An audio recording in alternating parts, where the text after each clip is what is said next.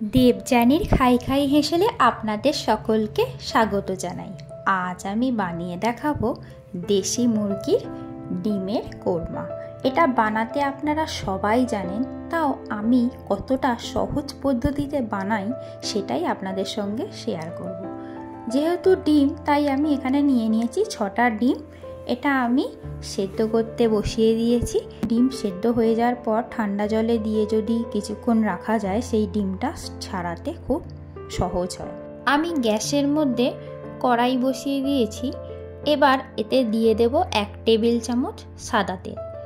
এই সাদা তেলের মধ্যে আমি দেব 3টে মিডিয়াম সাইজের পেঁয়াজকে এইভাবে আমি টুকরো করে নিয়েছি, সেটা আমি এখানে পুরোটাই দিয়ে দেব। এবার আমি এখানে দিয়ে দিচ্ছি 4টে কাঁচা লঙ্কা। কাঁচা লঙ্কার ঝালটা যে যেরকম খান সেই বুঝেই দেবেন।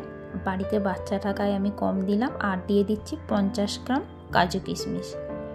এগুলো দিয়ে আমি খুব ভালো করে এটাকে ভাজবো। খুব বেশি ভাজা হবে না, শুধু পেঁয়াজের কালারটা চেঞ্জ হলেই আমার হয়ে যাবে। পেঁয়াজের কালারটা আপনারা দেখতেই পাচ্ছেন, এখানে কিন্তু চেঞ্জ হয়ে একটু ট্রান্সপারেন্ট হয়েছে। ঠিক এই স্টেজে আমি এখানে দিয়ে দেব 1 কাপ জল। সকল বন্ধুদেরকে বলবো, যারা চ্যানেলে নতুন বন্ধু তারা অবশ্যই আমার চ্যানেলটিকে সাবস্ক্রাইব করে নেবেন আর পাশে থাকা বেল আইকনটি প্রেস করে দেবেন। তাহলে চ্যানেলে আমি যখনই নতুন ভিডিও আপলোড করব, সবার আগে পৌঁছে যাবে আপনাদের কাছে নোটিফিকেশানটি, আর আপনিও দেখতে পারবেন এই চ্যানেলে নতুন নতুন রান্নাগুলি। তাহলে আমি এখানে জল দিয়ে দিলাম। দিয়ে এবার আমি এটা ঢাকা দেব। 5 মিনিট ঢাকা দেওয়ার পর আমি এটা দেখব কি অবস্থায় আছে। 5 মিনিট হয়ে গেছে, আমি ঢাকনা খুলে দেখছি জলটা আস্তে আস্তে শুকিয়েও গেছে আর একটু সেদ্ধও হয়ে গেছে পেঁয়াজটা, আর কাজু কিশমিশগুলো অল্প অল্প নরম হয়ে গেছে। এবার এটাকে আমি একটা জায়গায় ঢেলে ঠান্ডা করতে দেব। অবশ্যই এটাকে খুব ভালো করে ঠান্ডা করে নিতে হবে। অন্যদিকে আমার ডিমগুলো সেদ্ধও হয়ে গেছে। এবার ডিমগুলোকে আমি জলে ভিজিয়ে রেখেছিলাম, ঠান্ডা হয়ে গেছে ডিমগুলো। এবার আমি ছাড়িয়ে দেখাবো কতটা সহজে ডিমগুলো ছাড়িয়ে নেওয়া যায়। এইভাবে পুরো ডিমটা আস্তে আস্তে চারিদিকটা ঠুকে নিয়ে ডিমগুলোকে খুব সুন্দর করে ছাড়িয়ে নিতে পারবো। কত সহজেই এই খোলাগুলো কিন্তু ছাড়িয়ে নেওয়া যাচ্ছে। যদিও দেশি মুরগি ডিমের খোলা ছাড়াতে একটু সমস্যা হয়, কিন্তু এইভাবে যদি জলে ভিজিয়ে রাখা যায় আর পুরো ডিমটা ঠান্ডা করে নেওয়া যায়, দেখুন একদম সুন্দর ছাড়ানো হয়ে গেল আমার সব ডিমগুলো। এবার আমি ডিমগুলোকে কেটে দেখাচ্ছি কতটা সুন্দর সেদ্ধ হয়েছে। দেখতেই পাচ্ছেন খুব সুন্দর সেদ্ধ হয়েছে। আর যেহেতু দেশি মুরগির ডিম, তাই ডিমের কুসুমের কালারটাও একদম লাল। এবার আমি কড়াইয়ের মধ্যে দিয়ে দেব ঘি।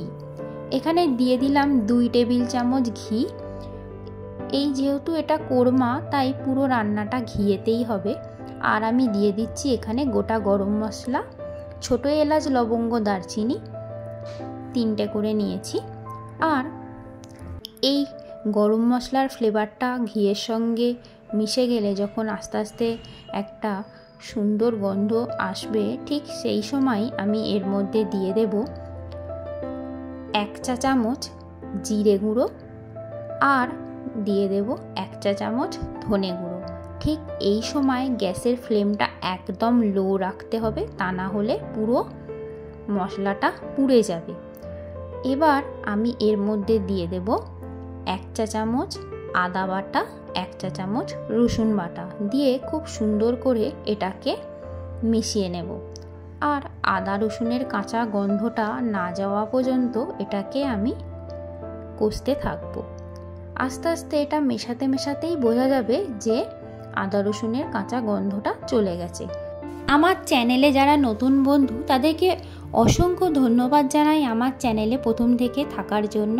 আর যারা রিসেন্টলি আমার চ্যানেলটিকে সাবস্ক্রাইব করেছেন তাদেরকেও অসংখ্য ধন্যবাদ জানাই। প্রথম থেকে যারা আমার পাশে আছেন তাদেরকেও অসংখ্য ধন্যবাদ জানাই এতদিন আমার পাশে থাকার জন্য। আমার মশলাটা কষা হয়ে গেছে, দেখতেই পাচ্ছেন তেলটা কি সুন্দর ছেড়ে দিয়েছে। ঠিক এই স্টেজেই আমি এবার দিয়ে দেব যে পেঁয়াজের পেস্টটা বানিয়ে রেখেছিলাম সেটা আমি এখানে দিয়ে দেব।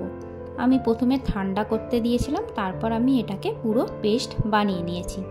দিয়ে এবার এই পুরো মশলাটা খুব সুন্দর করে মিশিয়ে নেব। খুব ভালো করে মশলাটা মিশিয়ে নিতে হবে। আমি কিন্তু রান্নাটার মধ্যে এখনও কোনো নুন দিইনি, তাই যে যার স্বাদ মতো এখানে এবার একটু নুন মিশিয়ে দিতে হবে। আমি এটাকে খুব ভালো করে মিশিয়ে নিচ্ছি।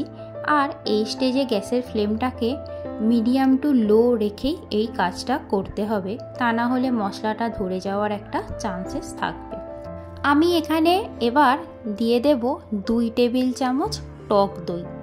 টক দইটা খুব ভালো করে ফেটিয়ে নিতে হবে। আর গ্যাসের ফ্লেমটা এই স্টেজে একদম লো করে দিতে হবে, দিয়ে খুব হালকা করে মেশাতে থাকতে হবে, তা না হলে টক দইটা কিন্তু ফেটে যাওয়ার একটা চান্সেস থাকবে। টক দইটা খুব সুন্দর করে আমি এখানে মিশিয়ে দেব। আর টক দইয়ের বাটিটার মধ্যে একটু জল দিয়ে সেই বাটিটা ধুয়ে যে জলটা সেটা আমি এর মধ্যে দেব। গ্রেভিটা যে যেরকম চাইছেন ঠিক সেই অনুযায়ী জল আপনারা ব্যবহার করতে পারেন। তবে আমি গ্রেভিটা খুব একটা পাতলা চাইছি না, সেমি গ্রেভি চাইছি, তাই আমি এখানে খুব বেশি জলের ব্যবহার করব না। আমি এখানে দইয়ের যে বাটিটা ছিল সেটা ধুয়েই জলটা দিয়ে দেব।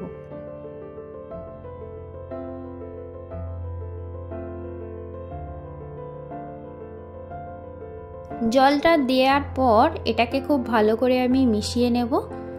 মিশিয়ে নিয়ে তারপর যদি মনে হয় একটু জল লাগবে তাহলে আর একটু জল দেব।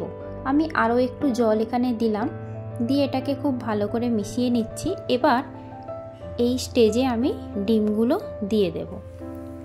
আপনারা যদি মনে করেন যে আরেকটু গ্রেভিটা পাতলা করবেন তাহলে আরেকটু জল দিতে পারেন, তবে এই গ্রেভিটা কিন্তু খুব বেশি পাতলা হয় না।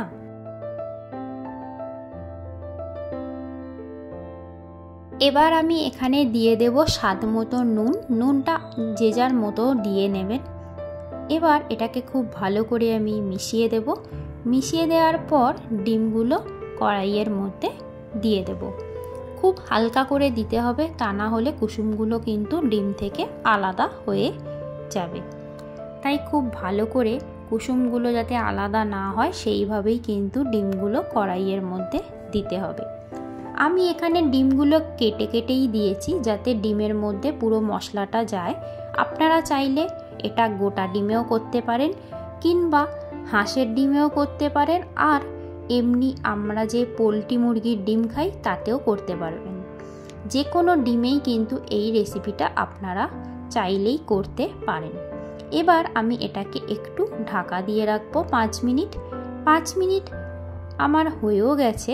এবার ঢাকনাটা খুলে দেখুন তেলটা কিন্তু ওপর দিকে ভেসে এসেছে। এইবার আমি দিয়ে দিচ্ছি গুঁড়ো গরম মশলা, আর দিয়ে দেব কাসৌরি মেথি ওপর থেকে। আমার কিন্তু একদম রেডি হয়ে গেছে দেশি মুরগির ডিমের কোরমা। ভীষণ সুন্দর একটা রেসিপি, আর খেতেও অসাধারণ হয়। তাই চটপট আর দেরি না করে রেসিপিটা অবশ্যই বানান, আর আমাকে কমেন্ট বক্সে জানান কেমন লাগলো আপনাদের এই রেসিপিটা। আর অন্য কোনো রেসিপি জানতে হলে বা দেখতে হলে অবশ্যই আমাকে জানান কমেন্ট বক্সে। আর